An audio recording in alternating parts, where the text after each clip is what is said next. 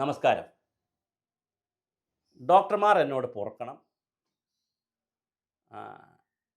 എൻ്റെ വീട്ടിലും 2 പേർ മെഡിക്കൽ സയൻസിൽ ബിരുദമുള്ളവരാണ്. എന്നാലും ഒരു നൈതികതയെക്കുറിച്ച് പറയാതിരിക്കാനാകില്ല. എൻ്റെ ഗ്രാമത്തിൽ, ഞാൻ ജനിച്ച ഗ്രാമത്തിൽ രാമദാസ് ഡോക്ടർ ഉണ്ടായിരുന്നു. അദ്ദേഹം PHCCയിലെ ഡോക്ടറായിരുന്നു. ഗവൺമെൻറ് ഡോക്ടറായിരുന്നു. തമിഴായിരുന്നു ആൾ, പക്ഷേ കേരളത്തിലാണ് ജോലി കിട്ടിയത്.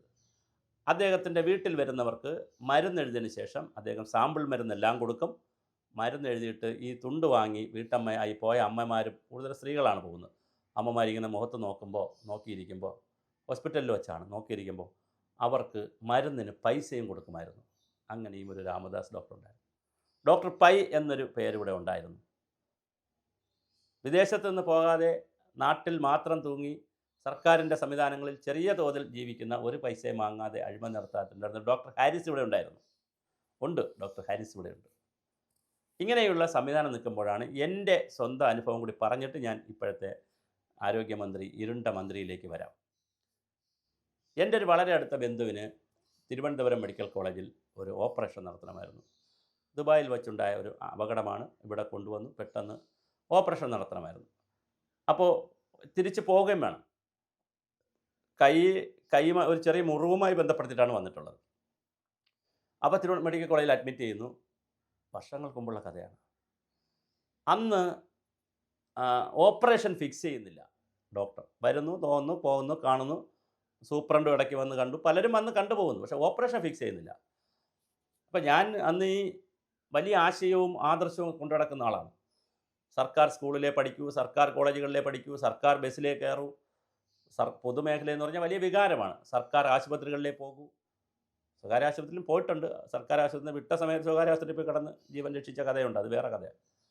പക്ഷേ പ്രധാനമായി സർക്കാർ ആശുപത്രികളാണ്. അങ്ങനെ മെഡിക്കൽ കോളേജിൽ ഈ എൻ്റെ ബന്ധുവിൻ്റെ ഭാഗമായി കൂടെ ഞാനും പോയപ്പോൾ ഡോക്ടർ പറഞ്ഞു, ഹെഡ് നഴ്സ് പറഞ്ഞു, നിങ്ങൾ ഡോക്ടറെ വീട്ടിൽ പോയി കണ്ടില്ലേ?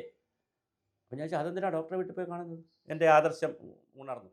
അല്ലല്ല, അത് ഡോക്ടറെ വീട്ടിൽ പോയി കണ്ടാലേ ഓപ്പറേഷൻ ഡേറ്റ് കിട്ടുള്ളൂ. അങ്ങനെ തിരുവനന്തപുരം പ്രശാന്ത് നഗറിലുള്ള ഡോക്ടറുടെ വീട്ടിൽ ഞാൻ പോയി. സുമുഖനായ, അത്ര വയസ്സാവാത്തൊരു മധ്യവയസ്കനായിട്ടുള്ളൊരു ഡോക്ടർ എന്നെ കണ്ട ഉടനെ പറഞ്ഞു, ഓപ്പറേഷനൊക്കെ നടത്താം, പ്രശ്നമില്ല, നാളെ തന്നെ നമുക്ക് ഫിക്സ് ചെയ്യാം, പക്ഷേ എനിക്ക് പൈസ തരണം. അപ്പോൾ ഞാൻ ചോദിച്ചു, എത്ര രൂപയാണ് സാർ? പച്ചയ്ക്ക് ചോദിക്കുകയാണ്. അപ്പോൾ 5000 രൂപ തരണം. 5000 രൂപ തൊട്ട് 500 രൂപ പോലും കൊടുക്കാൻ ഗതിയുള്ള അന്ന് കാലഘട്ടമല്ലെന്ന്. അപ്പോൾ ഞാൻ പെട്ടെന്ന് ചോദിച്ചു, സാർ ഇത് 5000 രൂപയോ?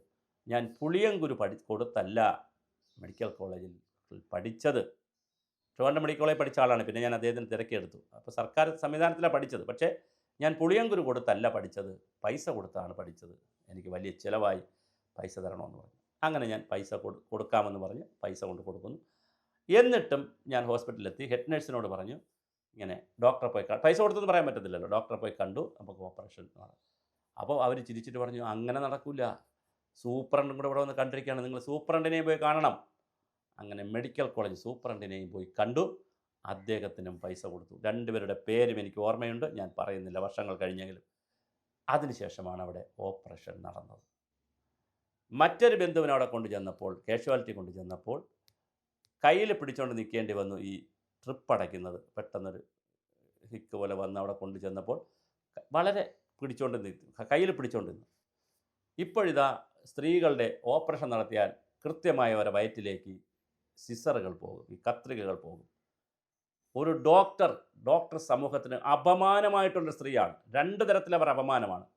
ഡോക്ടർ ജയലക്ഷ്മി, ഒന്ന്, അവർ സ്ത്രീ എന്ന് പറയുന്ന വർഗത്തിന് അപമാനമാണ്, ഡോക്ടർ കമ്മ്യൂണിറ്റിക്കും അപമാനമാണ്. അവരെ ബോയ്ക്കോട്ട് ചെയ്യണം. അവർ പച്ചയ്ക്ക് ഇന്നലെ പറഞ്ഞിരിക്കുന്നു, അവർ കൈക്കൂലി വാങ്ങുന്നില്ല എന്ന്. കൈക്കൂലിയല്ല, നോൺ പ്രാക്ടീസ് അലവൻസ് ഉണ്ട്. 25% നോൺ പ്രാക്ടീസ് അലവൻസ്. അതായത് വീട്ടിൽ പ്രാക്ടീസ് ചെയ്യാതിരിക്കുന്നതിന്, ഹോസ്പിറ്റലിലെ സമയം കഴിഞ്ഞ് വീട്ടിൽ പോയി പ്രാക്ടീസ് ചെയ്യാതിരിക്കുന്നതിന് സർക്കാർ പൈസ കൊടുക്കുകയാണ്. ജോലി ചെയ്യാത്ത ജോലിക്കാണ് പൈസ കൊടുക്കുന്നത്, നോൺ പ്രാക്ടീസ് അലവൻസ്. അങ്ങനെ നോൺ പ്രാക്ടീസ് അലവൻസ് കൊടുത്തിട്ട് അതും വാങ്ങിക്കൊണ്ട് ജനങ്ങളിൽ നിന്ന് കൈക്കൂലി വാങ്ങുന്നു.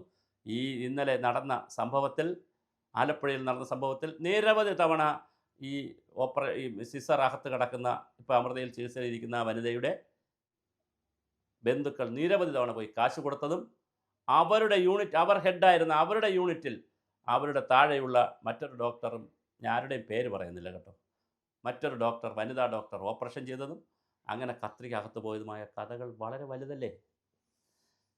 അതുപോലെ കോഴിക്കോട് മെഡിക്കൽ കോളേജിൽ ഇതിനെ സംബന്ധിച്ച് വളരെ കൃത്യമായി യാതൊരു ധാരണയുമില്ലാത്ത ആളാണ് നമ്മുടെ മന്ത്രി. ഒരു ഹോസ്പിറ്റലിൽ ഓപ്പറേഷൻ തിയേറ്ററിൽ എത്ര ഡോക്ടർ വേണം, എത്ര നഴ്സ് വേണം, ആ നഴ്സുമാരുടെ പേരെന്താണ്, ആ നഴ്സുമാർക്കുള്ള ഡ്യൂട്ടി എന്താണ്, ഇതൊന്നും 5 വർഷമായി വീണ ജോർജ് പഠിച്ചിട്ടില്ല. വീണ ജോർജ് തള്ളി മറിക്കുകയാണ് ചാനലുകളിൽ വന്നിട്ട്.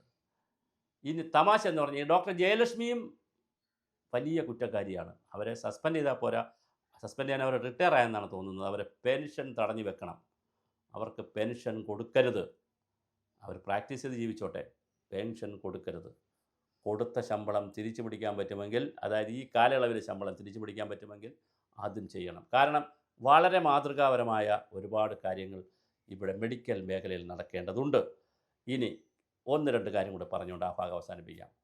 കേരളം ആരോഗ്യത്തിൽ ഒന്നാമതാണെന്ന് പറയുന്നു.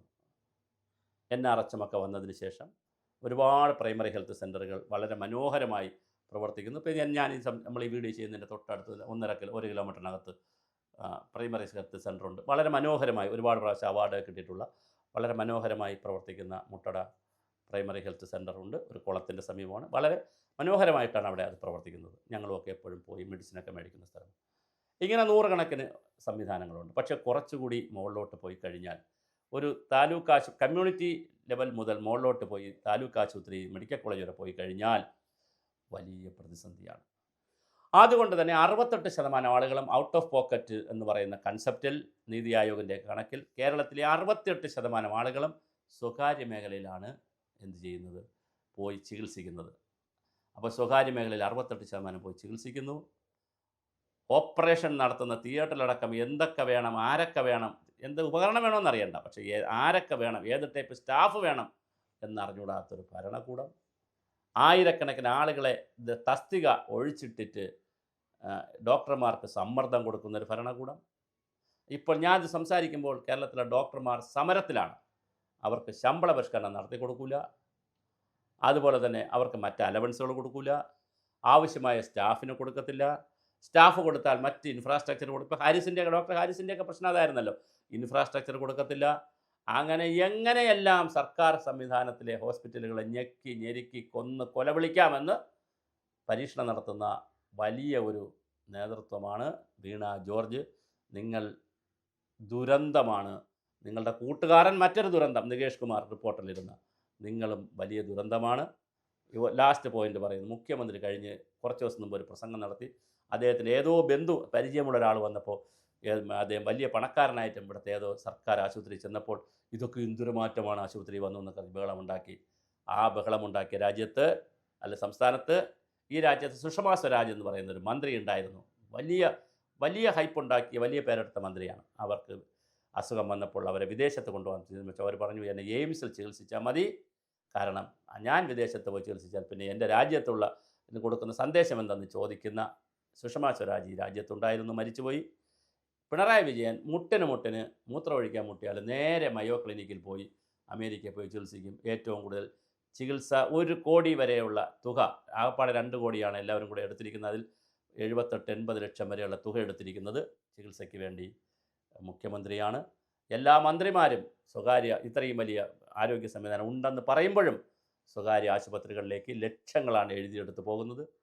അപ്പോൾ ഈ സർക്കാർ സംവിധാനത്തിലെ ഹോസ്പിറ്റലുകളിൽ പോകുന്ന എന്നെപ്പോലെയുള്ള ഇടത്തരക്കാരായിട്ടുള്ള മഹാഭൂരിപക്ഷം, താഴോട്ടുള്ള സാധാരണ ജനങ്ങളായ മഹാഭൂരിപക്ഷത്തിനെ കൊഞ്ഞനം കുത്തി കാണിക്കുന്ന പരിപാടിയാണ്, അവരെ കളിയാക്കുന്ന പരിപാടിയാണ് വീണ ജോർജ് ചെയ്തിരിക്കുന്നത്. ശരിക്കും ഇരുണ്ട യുഗം ഇപ്പോഴാണ്.